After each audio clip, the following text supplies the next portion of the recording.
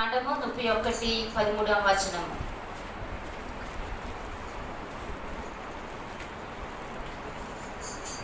ఆది కాండము జెనసిస్ 31:13. నీవెక్కడ సమం మీద నుండి వస్తువో, ఎక్కడ నాకు మొక్కుబడి చేస్తువో ఆ బెతేలు దేవుడను నేనే.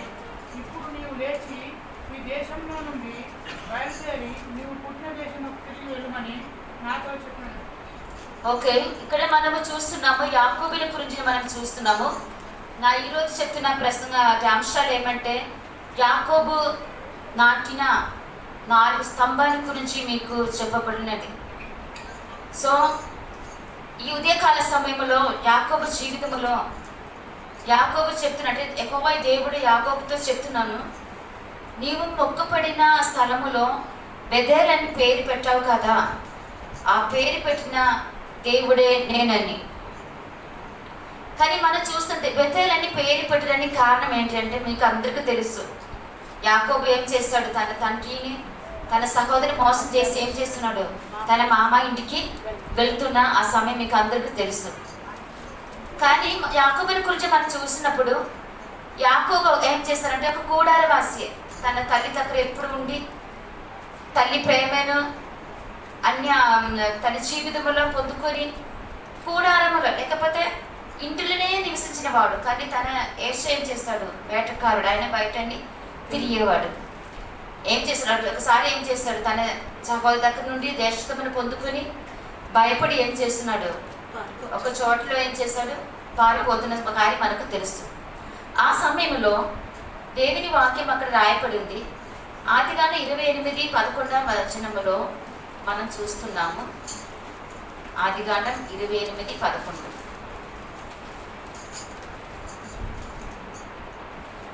ఒక చోట చేరి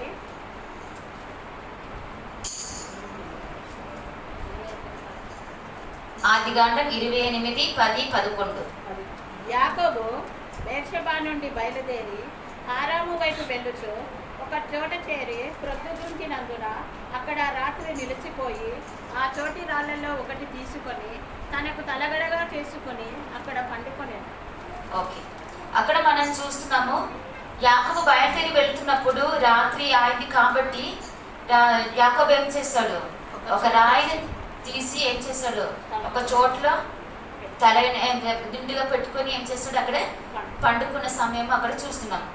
కానీ మన వ్యక్తి జీవితంలో అంటే యాకోబు జీవితంలో ఒక కార్యం ముందుకు జరగాలన్నప్పుడు ఒక రాత్రి సమయం, లేకపోతే సూర్యుడు ఏం చేస్తాడు, అస్తమించిన సమయం అని మాట, రాత్రి అయింది.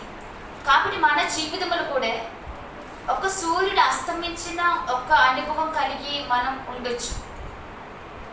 ఒకవేళ ఇప్పుడు కూడా ఉండొచ్చు, గత కాలంలో జరిగి ఉండొచ్చు. ఒక సూర్యుడు అస్తమించడం అంటే ఒక రాత్రి కాల అనుభవం, ఒక చీకటిగా ఉన్న ఒక అనుభవం మన జీవితంలో వచ్చి వెళ్ళి ఉండొచ్చు.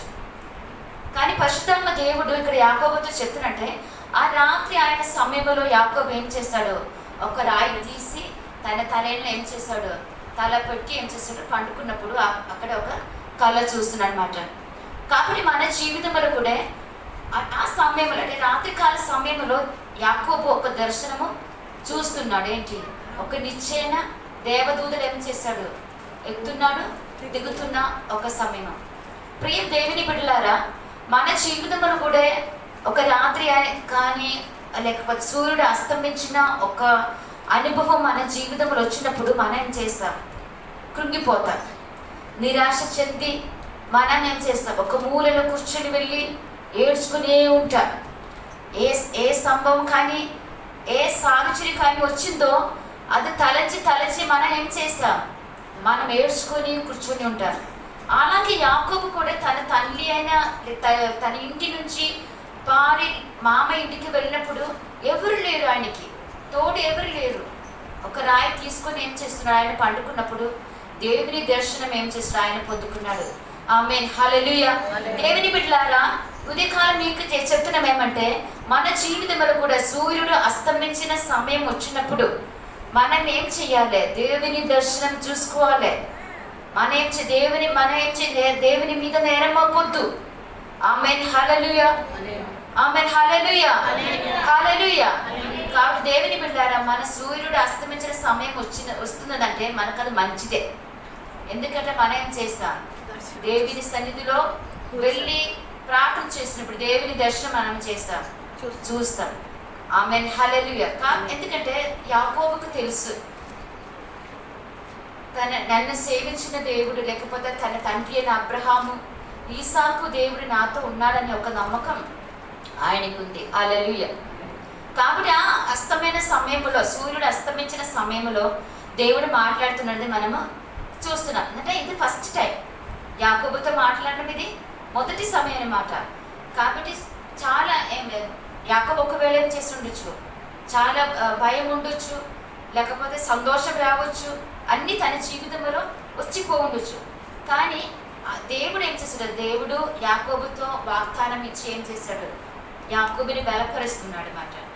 కాబట్టి ఇంకొక వాక్యము 28 అధ్యాయము, ఆదికాండం 28 అధ్యాయము 16 వచనం చదువుతా. యాకోబు చదవండి. 16. యాకోబు నిద్ర తెలిసి నిశ్చయముగా యెహోవా ఈ స్థలమునందున్నాడు, అది నాకు తెలియకపోయాను అనుకుని. ఆమేన్, హల్లెలూయా. తర్వాత 16వ వచనంలో యాకోబు ఏం చెప్తున్నాడంటే, యాకోబు చెప్తున్నాడు నిశ్చయముగా దేవుడు ఈ స్థలములో ఉన్నాడని. చాలాసారి మనము కూడా ఏం చేయము, దేవుడు ఉన్నాడని మనకు తెలియలేకపోవచ్చు. మనం వెళ్తున్న పరిస్థితిలో, లేకపోతే మనం వెళుతున్న సాహచర్యములో, ఇరుకు సమయంలో, బాధ కలిగిన సమయంలో అన్ని మనం ఏం చేస్తాం? దేవుని దూషించి మనం ఏం చేస్తాం? దేవుని వెనుక మనం వెళ్ళిపోతాం. కానీ నిజముగా ఏం చేస్తున్నా? దేవుడు మనలో ఆ స్థానములో నిజముగా మనతో ఉంటాడని, ఆ నిజమైన సత్యం ఈ ఉదయకాలం ఏం చేయాలి? మీరు ఎరిగి ఉండాలి. హల్లెలూయా. యాకోబు చెప్తున్నాడు, నాకు తెలియలేకపోయి ఉండొచ్చే, దేవుడు ఉన్నాడని నాకు తెలియలేదే అని చాలా భారముతో ఉన్న సమయంలో యాకోబు చెప్తున్నాడు నిజముగా దేవుడు ఇక్కడ ఉన్నాడని. ఆమేన్, హల్లెలూయా. కాబట్టి మనము కూడా అట్లనే మనం వెళుతున్న సాహచర్యంలో దేవుడు చూడలేదా, ఎందుకు ఇట్లా జరిగింది, అట్లా రకరకాల మాటలు మా నోటి నుండి వస్తుంది. కాబట్టి నేను చెప్తున్నాను, దేవుడు ఆ పరిస్థితిలో మనతో ఉంటాడు. మనకు తెలియదు కాబట్టి మమ్మల్ని ప్రేమించిన దేవుడు ఉదయకాలం మన ఆరాధన చెప్పినప్పుడు దేవుడు ఏం చేస్తాడు? ఎవరు లేకపోయినా దేవుడు ఉంటే చాలు, ఏసీ ఉంటే చాలు అనేది ఆ పాట ద్వారా మనల్ని దేవుడు ఏం చేస్తాడు? మమ్మల్ని బలపరుస్తాడు. కాబట్టి యాకోబు ఉదయకాలం లేచి దిండుగా పెట్టిన రాయిని తీసి స్తంభముగా ఏం చేశారు? నాటి దానికి బెదేలని పేరు పెట్టి, కాబట్టి బెదేలని పేరు దానికి కారణం ఇదే. కాబట్టి ఇంకొక చెప్తున్న విషయం ఏమంటే, యాకోబు చెప్పిన ఆ స్థలమును చెప్పి అంటే ఆ బెతేలని యాకోబు పెట్టారు కదా, ఆ పేరు పెట్టి ఏం చేస్తున్నాడు? యాకోబుతో దేవుడు మాట్లాడుతున్నాడు, యెహోవా దేవుడు మాట్లాడుతున్నాడు. నీ పేరు పెట్టిన బెతేల్ అని పేరు పెట్టిన యెహోవా దేవుడు అని చెప్తున్నాడు. కాబట్టి దేవుని సన్నిధిలో యాకోబు ఏం చేస్తున్నాడు? అక్కడే ఒక ఉడంబడి చేస్తున్నాడు. అంటే 12 వాక్యం చదవండి. 28, 12 ఆదికాండం 28, 12 వాక్యం. అప్పుడు ఆయన, నీ కన్నులెత్తి చూడుము, గొర్రెల చాటుచున్న పొట్టేలనియో చారలవైనను.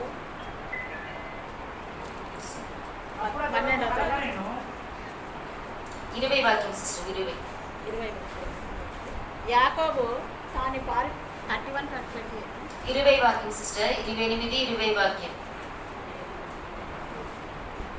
ఆదికాండము 28 అధ్యాయము 20, 21.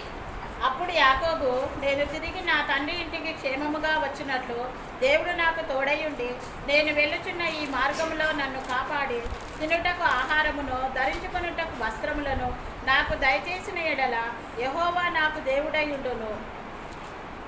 ఓకే, అంటే ఇక్కడ మనం చూస్తున్నాము యాకోబు దేవునితో ఉడంబడి చేసినది మనం చూస్తున్నాము. యాకోబు మళ్ళీ నన్ను తిరిగి నా దేశానికి పంపించినప్పుడు నేనేం చేస్తా?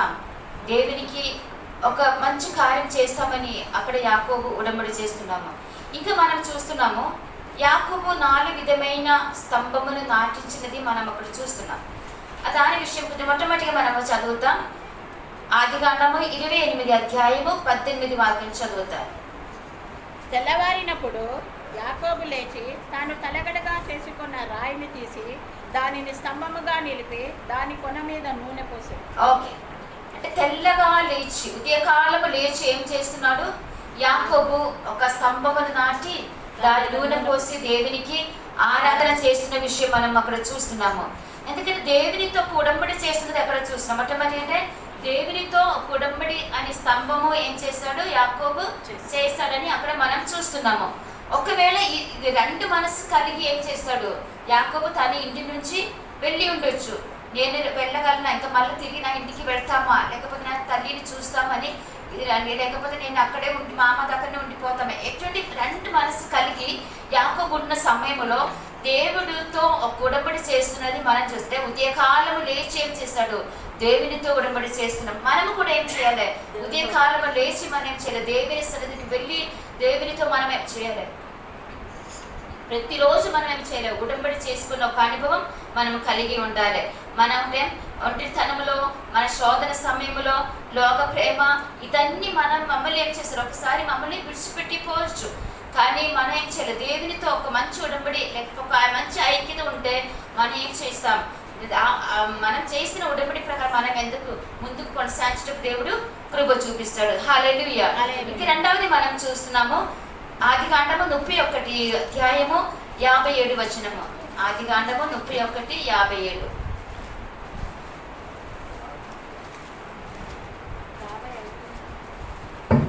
Genesis chapter 31 verse 57. 57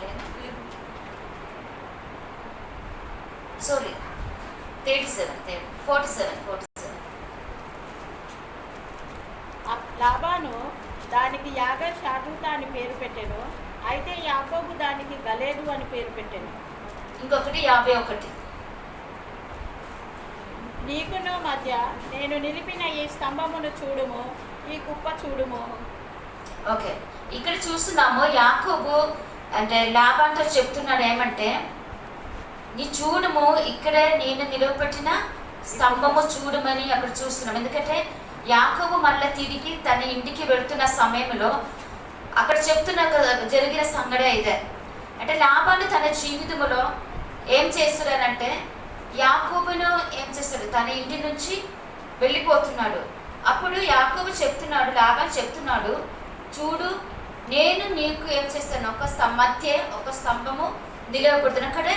అక్కడంటే ఒక సెపరేషన్, లేకపోతే వారు ఇద్దరు ఏం చేస్తున్నాడు? వేర్పిరించడం అనేది అక్కడ మనం చూస్తున్నాము. కాబట్టి అక్కడ యాకోబు నిలవబెట్టిన ఆ తూణు అంటే స్తంభం పేరేమంటే వేర్పిరించడం, లేకపోతే సెపరేషన్ అని అక్కడ మనం చూస్తున్నాము. కాబట్టి చాలా వేదన కలిగిన మాట. ఎందుకంటే ఇన్ని సంవత్సరము రాహేలు కోసం అలాగే తన పని వాళ్ళుగా లాబాను ఏం చేస్తాడు? యాకోబుని అక్కడ పెట్టాడు. కానీ ఇప్పుడు ఏం చేస్తున్నాము? లాబాను ఇంటి నుంచి యాకోబు వెళ్ళినప్పుడు లాబానికి యాకోబుకు మధ్యలో ఒక స్తంభం నిలబెట్టి ఇక్కడి నుంచి ఏం చేయకూడదు, నేను రాను, అక్కడి నుంచి నీవు రాకూడదని ఒక సెపరేషన్, లేకపోతే ఒక వేర్పిరించడం అనేది అక్కడ మనం చూస్తున్నాము. కాబట్టి మానసిక ఎంతో వేదన కలిగి ఒక సంఘటన అక్కడనే జరుగుతుంది. కాబట్టి మొట్టమొదటి చూస్తున్నాము దేవునితో చేసిన ఉడంబడి అనే స్తంభం మనం చూస్తున్నాము. ఇప్పుడు ఏదంటే వేర్పిరించడం, లేకపోతే సెపరేషన్ అని ఒక స్తంభమును యాకోబు అక్కడ నాటుతున్నది మనం చూస్తున్నాము. ఇంకొక విషయం చదువుతాం దేవుని వాక్యము. ఆదికాండము 31:12 వచనము. అప్పుడు ఆయన, నీ కన్నులెత్తి చూడుము, గొర్రెలను దాటుచున్న పొట్టేళ్లనియు చారలైనను పొడవులైనను మచ్చలైనను కలవి. ఏలైనగా లాబాను నీకు చేయుచున్నది యావత్తు చూచితిని. నీవెక్కడ స్తంభం మీద నూనె పోసితివో, ఎక్కడ నాకు మొక్కుబడి చేసితివో ఆ బేతేలు దేవుడను నేనే. ఇప్పుడు నీవు లేచి నీ దేశం నుండి బయలుదేరి నీ పుట్టిన దేశంకు తిరిగి వెళ్ళుమని నాతో చెప్పు. ఆమేన్, హల్లెలూయా. కానీ యెహోవా దేవుడు యాకోబుతో ఏం చెప్తున్నానంటే, లాబాను నీ జీవితంలో చేసిన అన్ని కార్యాలు నాకు తెలుసు. అంటే మా సొంత చెల్లి కొడుకు, కానీ అటువంటి కళ్ళు చూడకుండా యాకోబుతో ఏం చేసి చాలా హింసపరుస్తున్నాడు.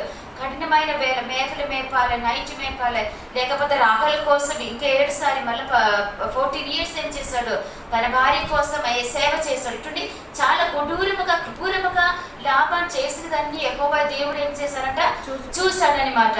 కాబట్టి ఒకవేళ మన జీవితంలో కూడా మన తల్లిదండ్రులు కానీ, మన పిల్లలు కానీ, మన స్నేహితులు కానీ, మనతోటి పుట్టిన సహోదరులు కానీ ఒకవేళ మన పరిస్థితి ఎరగలేని వారు ఉండొచ్చు. కానీ మనల్ని ఎరిగిన వారు ఎవరు? యెహోవా దేవుడు. కాబట్టి దేవుని బిడ్డలారా, ఇటువంటి సమయంలో మనం కృంగిపోకుండా దేవుని సన్నిధిలో నమ్మకముతో, విశ్వాసముతో, నిరాశ చెందకుండా ఏం చేయాలి, మీరు ప్రత్యాశ కలిగి లేకపోతే నిరీక్షణ కలిగి ఏం చేయాలి, దేవుని సన్నిధిలో మనము ముందుకు కొనసాగించాలి. కాబట్టి యాకోబు పెట్టిన ఆ స్థలముని పేరు చెప్పి దేవుడు ఏం చేస్తాడు, మాట్లాడుతున్నది మనం చూస్తున్నాం. ఇంకొక విషయం మనం చదువుతున్నాము, జ్ఞాపక స్తంభముగా ఏం చేస్తాడు దేవుడు అక్కడ పెడుతున్నమాట. మూడవది అంశాలు ఏమంటే, ఆదికాండము 35 అధ్యాయము 20 వాక్యం చదువుతాం. యాకోబు ఆమె సమాధికి ఒక స్తంభము కట్టించాను, అది నేటి వరకు రాహేలు సమాధి స్తంభం.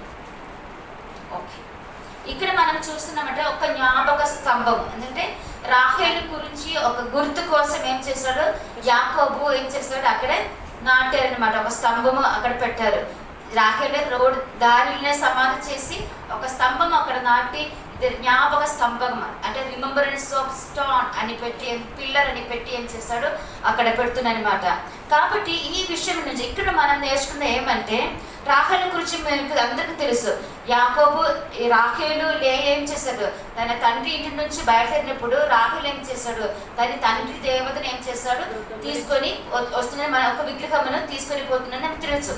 కాబట్టి అక్కడ మనం చేసినామంటే ఆదికాండం 31 అధ్యాయము 32, 34 వచనం మనం చూసినప్పుడు అక్కడ రాహులు తీసుకుని వచ్చినది దేవునికి అసలు ఇష్టం లేదంటే అదొక విగ్రహము. కానీ ఈ కాల సమయంలో ఇప్పుడున్న విశ్వాస జీవితంలో దేవుని బిడ్డలమని మనం చెప్తున్న ప్రతి వారి జీవితంలో ఒక విగ్రహం కానీ ఒక స్తంభం కానీ మనం తీసుకొని లేక వెళ్ళడం అనేది లేదు.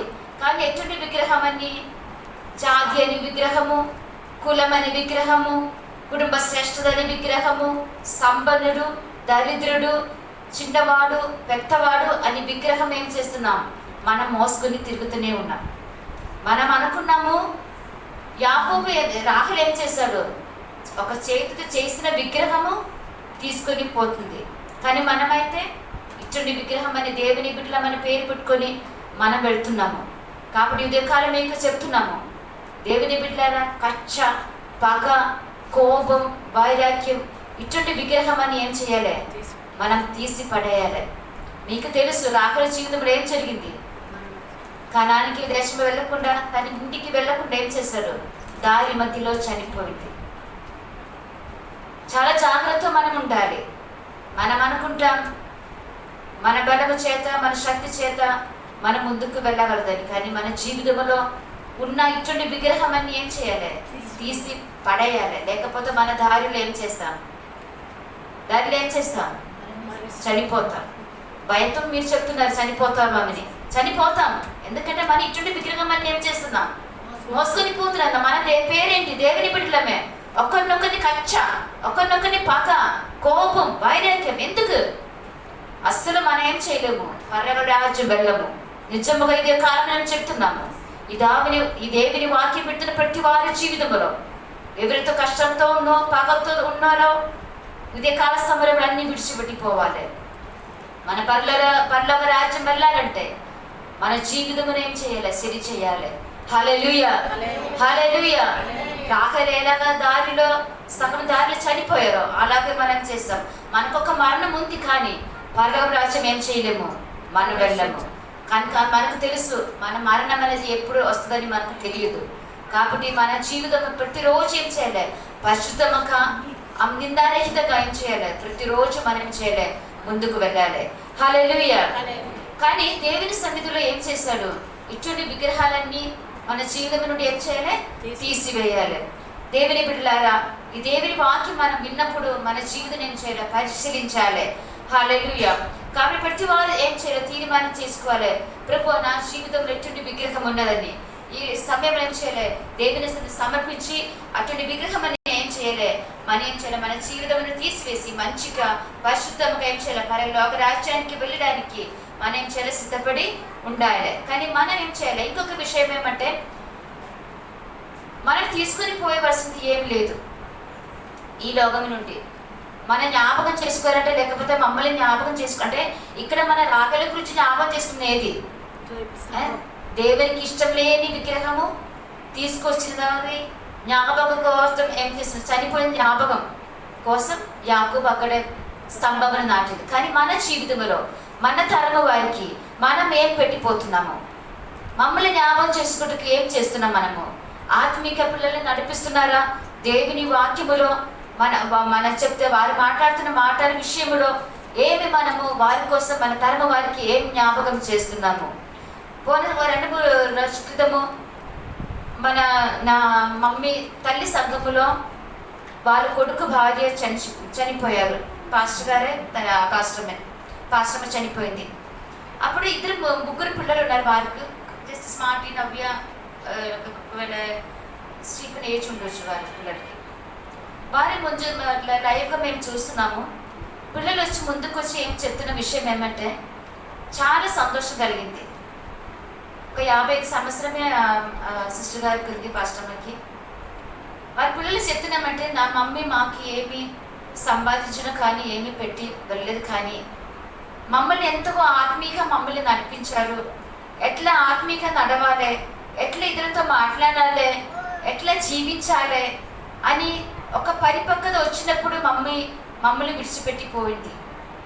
కాబట్టి ఒకవేళ ఒక సైడ్లో మాకు దుఃఖం ఉంది, కానీ దేవుడు మమ్మల్ని ఎంత ఆత్మీక 3 పిల్లలు చెప్పిన విషయం అంటే మమ్మల్ని నడిపించినది, ఆ ఆత్మీయమైన ఒక స్థానానికి దేవుడు మమ్మీ నన్ను నడిపించింది, అదే మాకు చాలు, అదే మాకు సొత్తు అనేది చెప్పినప్పుడు నేను చాలా సంతోషించాను. ప్రతి తల్లిలాగా మీకు చెప్తున్నాం ఏమంటే, ఈ మా వాక్యం వింటున్న పిల్లలు తండ్రిలాగా మీకు చెప్తున్నారంటే మన బిడ్డలను ఏం చేయాలి, ఆత్మీయంగా మనం ఏం చేయాలి, సంపాదించాలంటే అది ఒక్కటే మాత్రమే ఏం చేస్తాడు, పరలోక రాజ్యానికి తీసుకుపోతుంది. ఆమేన్, హల్లెలూయా. కాబట్టి మనం ఏం చేయాలి, మొట్టమొదటిగా మనం చూస్తున్నాము దేవునితో ఉడంబడి చేసిన ఒక స్తంభమును యాకోబు నాటారు. రెండవదిగా మనం ఉదయకాలము లేచి అనే ఒక స్వభావం యాకోబు జీవితంలో ఉంది. రెండవది మనం నేర్చుకునే విషయం ఏమంటే జ్ఞాపకం స్తంభం అని యాకోబు నాటారు. మూడవది మనం చూస్తున్నాం ఏమంటే వేర్పిరిచడము అనే స్తంభం మనం చూసాము. 4వ స్తంభం మనం చూస్తాం ఆదికాండము 35 అధ్యాయము 14 వచనము. Genesis chapter 35 verse 14. ఆయన తనతో మాట్లాడిన చోటు యాకోబు ఒక స్తంభము అనగా రాతి స్తంభము కట్టించి దాని మీద పానార్పణం చేసి నూనెయు దాని మీద పోసాడు. ఆమేన్, హల్లెలూయా. ఇక్కడ యాకోబు నాటిన స్తంభం ఏమంటే పానార్పణం లేకపోతే ఆరాధనకి సాదృశ్యం ఉంది. కాబట్టి యాకోబు ఏం చేస్తున్నాడు, లాస్ట్గా నాటిన స్తంభం ఏమంటే ఆరాధనకి సాదృశ్యం నాటిన స్తంభం అన్నమాట. సంపూర్ణంగా ఏం చేస్తాడు యాకోబు సమర్పణ మనోభావముతో అక్కడ స్తంభము నాటినది మనము అక్కడ చూస్తున్నాము. కాబట్టి 35 అధ్యాయము 10 వాక్యములు మనం అక్కడ చూస్తున్నాము. యాకోబుకు తన పేరు మార్చినది అక్కడ చూస్తున్నాం. ఇంకా యాకోబు అనేది కాదు, ఇశ్రాయేలు అని అక్కడ చూస్తున్నాం. కాబట్టి పేరు మార్చిన తర్వాత యాకోబు జీవితం ఏం చేస్తుంది, చాలా మార్పు వచ్చింది. మన జీవితంలో కూడా దేవుని మన పాతకాల జీవితంలో ఉండి మన దేవుని సన్నిధికి వచ్చినప్పుడు దేవుని బిడ్డగా మార్చినప్పుడు మన పేరు మార్చాలి, మన స్వభావం మార్చాలి, మన రీతి అన్ని ఏం చేయాలి, మార్చబడాలి. కాబట్టి యాకోబు పేరు మార్చంటే మనం అంతా అనుకున్నాం యాకోబు ఒక ఉపాయి అని, అంటే కదా మోసపరచవాడు అని మనం అనుకున్నాం. కానీ మనం ఇక్కడ చూస్తున్నప్పుడు యాకోబు జీవితంలో తన పేరు మార్చినప్పుడు ఏం చేశాడు, తన జీవితమే మారిపోయింది. దేవుని కోసం ఆరాధన చేయటకు దేవుడు ఏం చేస్తాడు, యాకోబు ఏం చేస్తాడు మొదలుపెట్టడం చూస్తున్నాం. కాబట్టి రాహేలు చనిపోయిన విషయంలో కూడా ఏం చేస్తాడు, యాకోబుకు ముందే దేవుడు ఏం చేస్తున్నాడు చెప్తున్నాడు. ఎందుకంటే చనిపోతాడు, నీ తరము వారి నుంచి ఏం చేస్తాడు, మన యేసు ప్రభు ఏం చేస్తాడు జన్మిస్తాడనేది కూడా వాగ్దానము యాకోబుకు వచ్చినది. ఎందుకు పేరు మార్చినప్పుడు. ఆమేన్, హల్లెలూయా. కాబట్టి దేవుడు మాట్లాడిన స్థలములో ఆరాధన కొరకు ఒక స్తంభము యాకోబు నాటాడు. కానీ యాకోబు జీవితంలో మనం తిరిగి చూసినప్పుడు తన తండ్రిని తన సహోదరుని ఏం చేశాడు, మోసపరిచి మోసకారుడు అని అన్ని మనం చూస్తున్నాం. కాబట్టి తన జీవితంలో ఉన్న ఒక మంచితనం ఏమంటే తను ఎక్కడెక్కడ వెళ్ళామో ఏం చేశారంటే ఆ కష్టమైన పని చేసినప్పుడు అన్ని కూడా ఏం చేశాడు, మన దృష్టిలో మనం అందరూ ఏం చేశారు, యాకోబుని ఒక మోసకారుడు అని చెప్పినప్పుడు మనం ఒకటి తెలుసుకోవాలి ఏంటిది అని, దేవుడు తనకి ప్రత్యక్షమవుతున్న స్థలములన్నీ ఏం చేశాడు, దేవుని కోసం ఒక స్తంభము నాటారనేది మనం చూస్తున్నాం. కానీ దేవుని బిడ్డలారమ్మా, మన జీవితంలో కూడా దేవుడు చేసిన ప్రతి ఉపకారం ఏం చేయకూడదు, మనం మర్చిపోకూడదు. ప్రతి రోజు ఏం చేయాలి, దేవుని సన్నిధిలో మనం ఆరాధన చేయాలి. మనం ఏం చేయాలి, దేవుని సన్నిధిలో కృతజ్ఞ హృదయం కలిగిన వారుగా మనం ఉండాలి. కాబట్టి మన జీవితంలో వచ్చుచున్న ఏ పరిస్థితి అయినా సరే మనం ఏం చేయాలి, దేవుని భయభక్తి కలిగిన వారుగా మనం ఉండాలి. కాబట్టి మనం ఈరోజు ఉదయకాల సమయంలో దేవుని వాక్యం మనం నేర్చుకున్నాం. యాకోబు జీవితం నుండి, యాకోబు నాటిన స్తంభము నుండి మనం చూస్తున్నాము. ఏదైతే విషయంలో యాకోబు ఆ స్తంభము నాటారో అటువంటి స్వభావం కలిగిన వారుగా ఏం చేయాలి, మనం కలిగి ఉండాలి. ఎందుకంటే రాహేలు జీవితంలో తన జ్ఞాపకార్థం చేసినది ఏమంటే తనకి ఇష్టం లేదని చేసింది, కాబట్టి అక్కడ జ్ఞాపక స్తంభంగా మారిపోయింది. కాబట్టి మన దేవునికి ఇష్టం లేనిది అన్ని ఏం చేయాలి, మనము తీసివేయాలి. విగ్రహాన్ని తీసివేసి మన పరలోక రాజ్యానికి మనం వెళ్ళాలి. ఆరాధనకి అని ఒక స్తంభం నాటింది, కాబట్టి మనం ఆరాధనకి ఏం చేయాలి, ప్రాముఖ్యత ఇవ్వాలి. ఉదయకాలంలో లేచి దేవునితో ఉడంబడి చేస్తుంది. అటువంటి స్తంభం అని ఏం చేయాలి, మన జీవితంలో ఉండాలి. దేవునికి ఎప్పుడు అని ఏం చేయాలి, ఉడంబడి చేసిన వారిగా మనము ఉండాలి. ఇంకొకటి ఏమంటే సెపరేషన్, అంటే వేదన కలిగిన ఒక సంఘటన అక్కడ జరిగింది. మన జీవితంలో కూడా వేదన కలిగిన ఒక సంభవం, లేకపోతే మమ్మల్ని వేరుపిరించిన లేక మన స్నేహితులు కానీ మన తల్లిదండ్రులు కానీ మన పిల్లలు కానీ మమ్మల్ని వదిలిపెట్టి వెళ్ళిపోతున్న ఆ సమయంలో, లేకపోతే ఒక బాధ కలిగిన సంభవం వచ్చినప్పుడు, జరిగిన కార్యం వచ్చినప్పుడు మనం ఏం చేయకూడదు, వేరుపిరించిన సమయంలో మనం ఏం చేయాలి, దేవుని కోసం ఒక స్తంభం నాటి దేవునికి ఏం చేయాలి, మనం ఆరాధన చేసినట్లే. అన్ని సాహచర్యముల పరిస్థితులు కూడా ఏం చేయాలి, ప్రాముఖ్యము దేవునికి ఆరాధన చేయాలనేది విషయం మనము ఉదయకాలం నేర్చుకున్నాం. కాబట్టి ఈ దేవుని వాక్యం ద్వారా దేవుడు మమ్మల్ని ఆస్వాదించిన కాగా అందరూ కన్ను మూసుకొని మనం మోకరించి మనం ప్రార్థన చేస్తాం.